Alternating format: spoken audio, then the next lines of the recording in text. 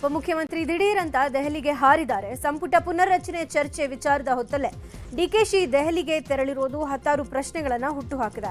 5 ವರ್ಷ ಸಿದ್ದರಾಮಯ್ಯನವರೇ CM, Jarkiholi CM ಉತ್ತರಾಧಿಕಾರಿ ಅನ್ನುವ ಚರ್ಚೆ ಹಲ್ಚಲ್ ಎಬ್ಬಿಸ್ತಾ ಇದೆ. ಇದರ ಬೆನ್ನಲ್ಲೇ ಡಿಸಿಎಂ ಡಿಕೆ ಶಿವಕುಮಾರ್ ಸಿಎಂ ಬಣ ಚೆಕ್ಮೇಟ್ ಕೊಡೋಕೆ ಮುಂದಾಗಿದ್ದಾರೆ.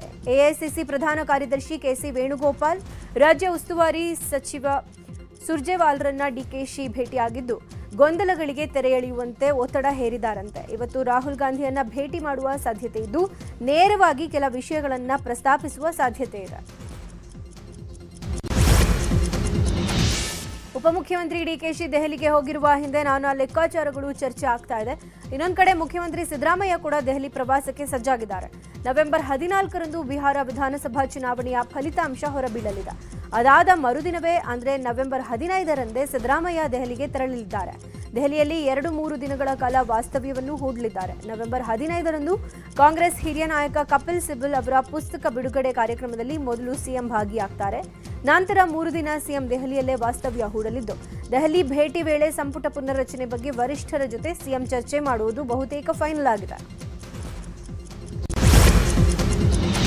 ರಾಜ್ಯ ಕಾಂಗ್ರೆಸ್ನಲ್ಲಿ ನವೆಂಬರ್ ಕ್ರಾಂತಿ ಹಾಗೂ ಸಂಪುಟ ವಿಸ್ತರಣೆ ಬಗ್ಗೆ ಚರ್ಚೆ ಜೋರಾಗಿದೆ. ಈ ಬಗ್ಗೆ ಶಿವಮೊಗ್ಗದಲ್ಲಿ ಸಚಿವ ಕೆಎಚ್ ಮುನಿಯಪ್ಪ ಪ್ರತಿಕ್ರಿಯೆ ಕೊಟ್ಟಿದ್ದಾರೆ. ನಾನು ಈ ಬಗ್ಗೆ ಯಾವುದೇ ಉತ್ತರ ನೀಡೋದಿಲ್ಲ. ಸಿಎಂ ಹಾಗೂ ಸಚಿವ ಸಂಪುಟ ವಿಸ್ತರಣೆ ವಿಚಾರದಲ್ಲಿ ಹೈಕಮಾಂಡ್ ತೀರ್ಮಾನ ಅಂತಿಮ. ಸಚಿವ ಸಂಪುಟದ ಬಗ್ಗೆ ಸಿಎಂ ಹೇಳಿದ್ದಾರೆ ಅಂದ್ರೆ ಬದಲಾವಣೆ ಆಗುತ್ತೆ ಅಂತಾನೆ ಅರ್ಥ ಅಂದ್ರು.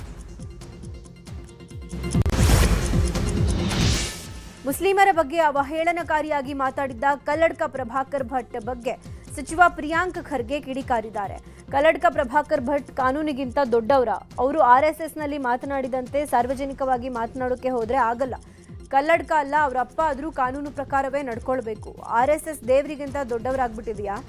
RSSಗೆ ದೇಣಿಗೆ ಕೊಡೋರು ಯಾರು? ಮಾಹಿತಿ ಕೊಡಬೇಕಲ್ವಾ? ದೇವಸ್ಥಾನದ ಹುಂಡಿಗೆ ಲೆಕ್ಕ ಇಡ್ತೇವೆ, ಅಂಥದ್ರಲ್ಲಿ ಇವರಿಗೆ ದೇಣಿಗೆ ಎಲ್ಲಿಂದ ಬರುತ್ತೆ ಅನ್ನೋದನ್ನ ತಿಳಿಸ್ಬೇಕು ಅಲ್ವಾ ಅಂತ ಕಿಡಿಕಾರಿದ್ರು.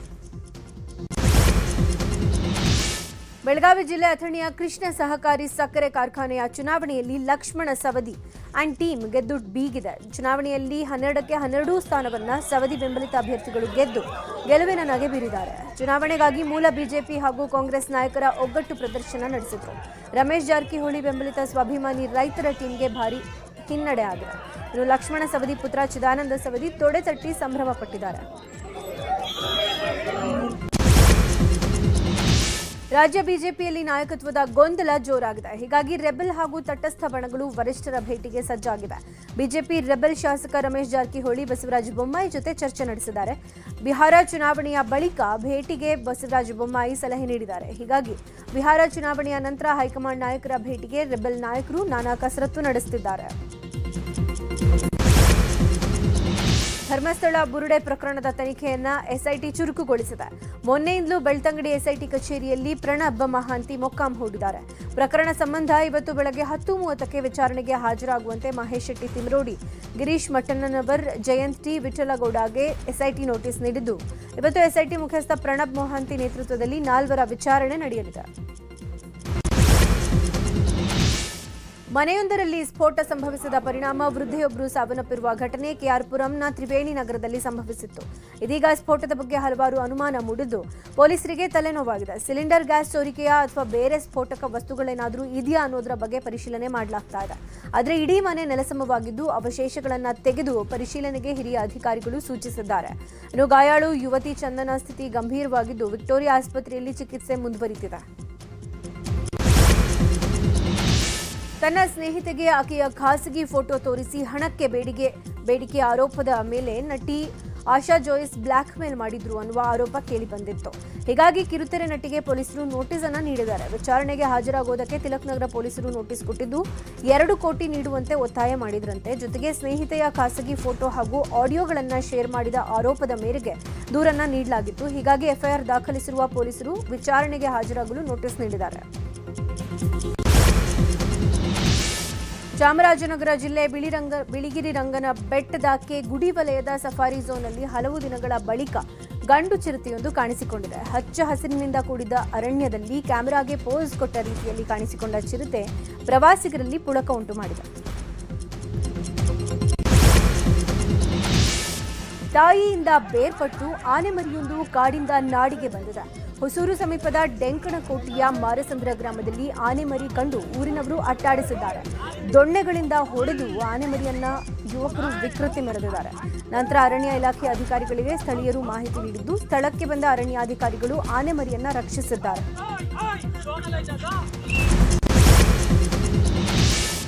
ಶಾಮನೂರು ಕುಟುಂಬದ ವಿರುದ್ಧ ಬಿಜೆಪಿ ಶಾಸಕ ಬಿಪಿ ಹರೀಶ್ ಭೂ ಕಬಳಿಕೆ ಆರೋಪ ಕೇಳಿಬಂದಿದೆ. ಹೀಗಾಗಿ ಒತ್ತುವರಿ ಸಮೀಕ್ಷೆಗಾಗಿ ಇವತ್ತು ದಾವಣಗೆರೆಗೆ ತನಿಖಾ ತಂಡ ಭೇಟಿ ನೀಡಲಿದೆ. ಸಚಿವ ಎಸ್ಎಸ್ ಮಲ್ಲಿಕಾರ್ಜುನ ಕುಟುಂಬದ ಒಡೆತನದ ಕಾರ್ಖಾನೆಯಿಂದ ಒತ್ತುವರಿ ಆರೋಪ ಮಾಡಲಾಗಿದೆ. ಈ ಕುರಿತು ಸದನದಲ್ಲಿ ವಿಷಯ ಪ್ರಸ್ತಾಪಿಸಿದ್ದ ಶಾಸಕ ಬಿಪಿ ಹರೀಶ್ ರಾಜ್ಯ ಸರ್ಕಾರದ ಮುಖ್ಯ ಕಾರ್ಯದರ್ಶಿಗೂ ಪತ್ರ ಬರೆದಿದ್ರು. ಇದರ ಬೆನ್ನಲ್ಲೇ ಒತ್ತುವರಿ ಸಮೀಕ್ಷೆಗೆ 3 ಅಧಿಕಾರಿಗಳ ತಂಡ ರಚನೆ ಮಾಡಲಾಗಿದ್ದು, ಕಂದಾಯ ಅರಣ್ಯ ಇಲಾಖೆಯೊಡನೆ ಜಂಟಿ ಸಮೀಕ್ಷೆ ನಡೆಸಿ ವರದಿಗೆ ಸೂಚನೆ ನೀಡಲಾಗಿದೆ. ಬೆಂಗಳೂರು ದಕ್ಷಿಣ ಜಿಲ್ಲೆಯ ಚನ್ನಪಟ್ಟಣ ತಾಲೂಕಿನಲ್ಲಿ ನಿನ್ನೆ ಜೆಡಿಎಸ್ ಕಾರ್ಯಕರ್ತರ ಸಭೆ ನಡೆಯಿತು. ಸಭೆಯಲ್ಲಿ ಮಾತನಾಡಿದ ನಿಖಿಲ್ ಕುಮಾರಸ್ವಾಮಿ, ನಾನು ರಾಜಕೀಯವಾಗಿ ಏನು ದೊಡ್ಡವನಲ್ಲ. ನನಗೆ ಆಗಿರುವ ರಾಜಕೀಯ ಪೆಟ್ಟು ಮತ್ಯಾರಿಗೂ ಆಗಿಲ್ಲ. ಪ್ರಾಮಾಣಿಕರು ಯಾರು ಅನ್ನೋದು ಅವರ ಮನಸ್ಸಿಗೆ ಅರಿವಾಗಲಿ. ಉಪ್ಪು ಮುಟ್ಟಿ ಪ್ರಮಾಣ ಮಾಡೋದು ಇದ್ಯಾವುದೂ ವರ್ಕ್ ಆಗಲ್ಲ ಅಂದರು.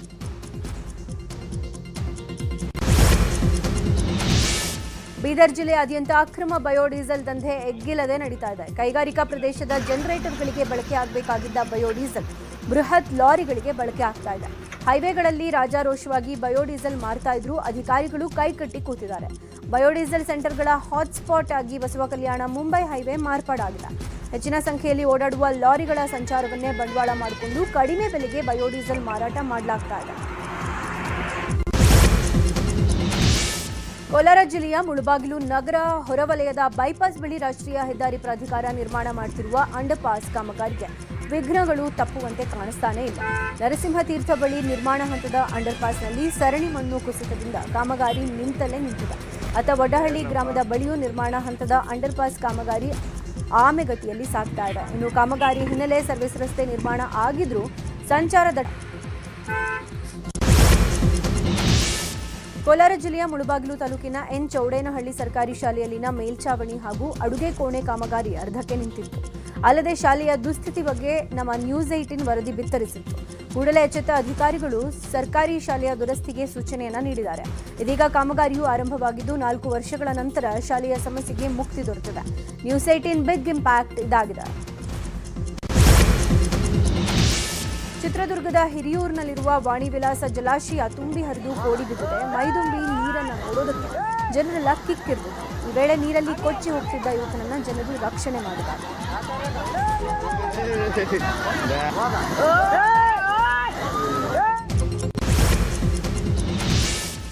ಶಿವಮೊಗ್ಗದ ಸೊರಬದಲ್ಲಿ ನಿನ್ನೆ ಮಾಜಿ ಮುಖ್ಯಮಂತ್ರಿ ಎಸ್ ಬಂಗಾರಪ್ಪ ಅವರ 93ನೇ ಜನ್ಮದಿನೋತ್ಸವ ಆಚರಣೆ ಕಾರ್ಯಕ್ರಮ ನಡೆಯಿತು. ಇದರಲ್ಲಿ ಕಾರ್ಮಿಕ ಸಚಿವ ಸಂತೋಷ್ ಲಾಡ್ ಹಾಗೂ ಆಹಾರ ಸಚಿವ ಕೆಎಚ್ ಮುನಿಯಪ್ಪ ಭಾಗಿಯಾಗಿದ್ದರು.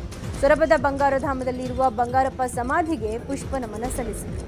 ಸಚಿವರಿಗೆ ಸಾಥ್ ನೀಡಿದ ಸಾಗರ ಶಾಸಕ ಬೇಳೂರು ಗೋಪಾಲಕೃಷ್ಣ. ಇದೇ ವೇಳೆ ಬಂಗಾರಧಾಮದ ವಿನ್ಯಾಸದ ಬಗ್ಗೆ ಸಂತೋಷ್ ಲಾಡ್ ಕೂಡ ಮೆಚ್ಚುಗೆಯನ್ನು ವ್ಯಕ್ತಪಡಿಸಿದರು. ಕರ್ನಾಟಕದ ಹೆಮ್ಮೆಯ ಮುಧೋಳ ನಾಯಿಗಳ ಬಗ್ಗೆ ಪ್ರಧಾನಿ ನರೇಂದ್ರ ಮೋದಿ ಮಾತನಾಡಿದ್ದಾರೆ. 127ನೇ ಮನ್ ಕಿ ಬಾತ್ನಲ್ಲಿ ನಿನ್ನೆ ಮಾತನಾಡಿದ ಮೋದಿ, ಭಾರತೀಯ ಸೇನೆಯಲ್ಲಿ ಮುಧೋಳ ಜಾತಿಯ ನಾಯಿಗಳನ್ನು ನೇಮಕ ಮಾಡಿಕೊಳ್ಳಲಾಗಿದೆ. ಬಿಎಸ್ಎಫ್ ಹಾಗೂ ಸಿಆರ್ಪಿಎಫ್ನಲ್ಲಿ ಮುಧೋಳ ನಾಯಿಗಳನ್ನು ಉಪಯೋಗಿಸಿಕೊಳ್ಳಲು ತರಬೇತಿ ನೀಡಲಾಗ್ತಾ ಇದೆ. ಇನ್ನಷ್ಟು ಮುಧೋಳ ನಾಯಿಗಳನ್ನು ಸೇನೆಗೆ ಸೇರ್ಪಡೆ ಮಾಡ್ತೇವೆ ಅಂತ ಹೇಳಿದರು.